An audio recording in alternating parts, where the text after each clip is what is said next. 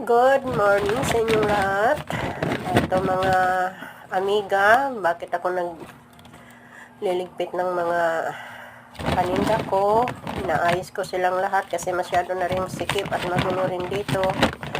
Saka may plan na rin po ako na ihinto ko muna ang online selling ko dito sa online kasi medyo nahihirapan din po ako at siyempre, dream ko pa rin sana na itutuloy ito, sayang.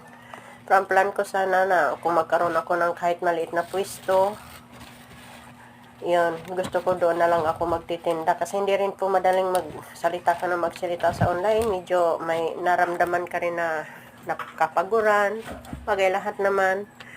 Pero ang gusto ko sana magkaroon ng pwesto. Kapag may pang-open ako, yun, itutuloy ko na lang ito. Itatabi ko na lang muna sila sa mga lagyanan na hindi madudumihan. Kasi pinaghihirapan ko rin, pinaglalabhan, yung mga okay kasi mga tinda ko, kaya nilalabhan ko muna sila bago ko itinda sa online. Kasi pag hindi naman malinis ang ibibinta mo sa online, bad comment talaga ang marireceive mo sa mga customer, bababa ang ratings mo. Ang ratings mo naman, ibigyan ka lang nila ng 1 star, kahit konting dumi, kaya sacrifice talaga. So, medyo magpapahinga muna ako.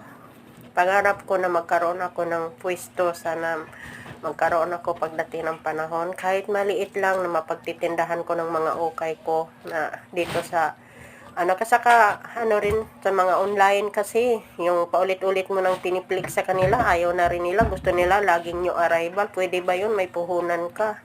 Wala ka naman talagang kikitain naman pagka ganun. Gusto nila puro lang new arrival. Na napag-isipan ko na talaga na ihinto ko muna ang pagtitinda ko sa online.